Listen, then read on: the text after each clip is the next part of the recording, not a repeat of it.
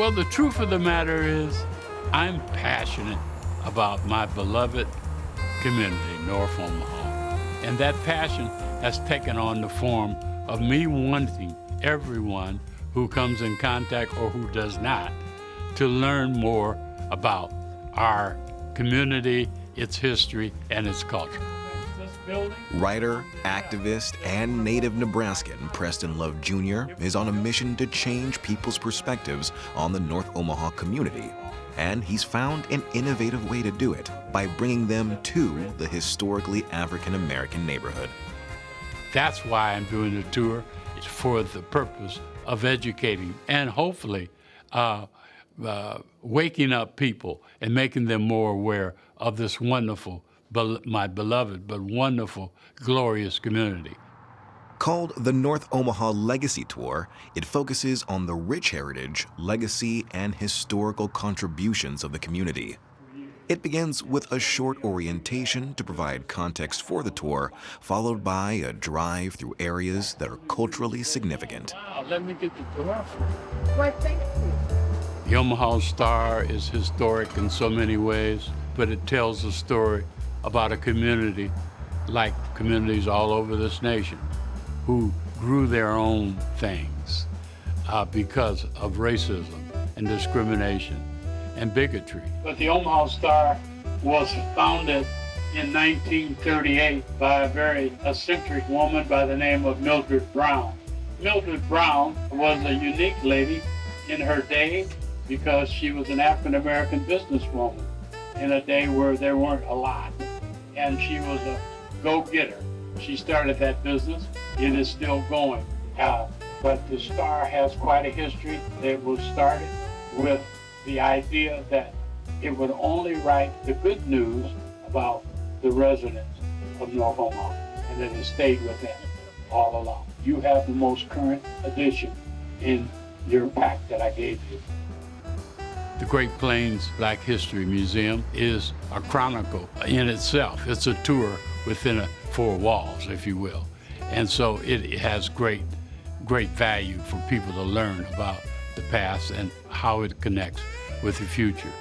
Many things. I'm going to turn you over to the executive director of the Great Plains Museum, Eric Ewing. As you look around, the exhibit that you'll find in this space is the history of historically black colleges and universities. This is a year-long exhibit, so actually even what you see right now, by the end of this week, it will be 10 to 8 new institutions. Because there's so many schools, we couldn't feature them all at once, so what we decided to do was make it a year-long exhibit, and each month we change out the institutions that are on display. But this tour isn't just about North Omaha's past. It's about revitalizing this once thriving community. We visit some of our community gardens, which are propping up. We visit and comment on the amount of vacant lots, of unutilized property in the community. We visit the many wonderful, new, and exciting murals in the community. And then we visit the significant residuals of this long-term community disinvestment, the community's economic devastation. All of that is caught up and is mentioned and part of the tour as well. It also includes a stop at the site that was once home to the first Black honoree in the Nebraska Hall of Fame. The Malcolm X Center speaks for itself in my mind because people are interested and some are just learning that the iconic Malcolm X was born in this community. And so we go to his birth site. It's a natural and it is significant. Thank you everyone for being on this great tour, for stopping to visit us here at the Malcolm X Memorial Foundation. We want everyone to come and learn the truth of who he was as a man, as a child, as a husband, as a father, and learn and help support our mission in uplifting this community. Opening minds and changing opinions is what Preston Love Jr. hopes to achieve through the tour. And it seems to be working.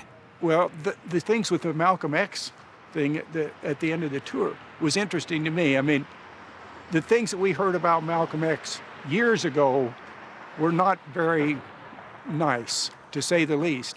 And so to see what's happened and how the people here have taken an interest in showing what he really did and things that have happened and are trying to make changes in this whole area based on his foundation here. So I think that's fantastic.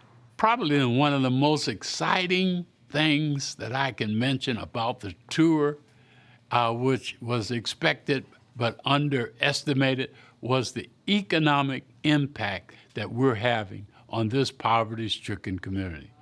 Since we started, our estimate is that we have impacted financially over $50,000 of money that has come into the community that would not have come if it weren't for the tour. That's the tours buying from our retail since they're here, having meals here since they're here, returning after the tour.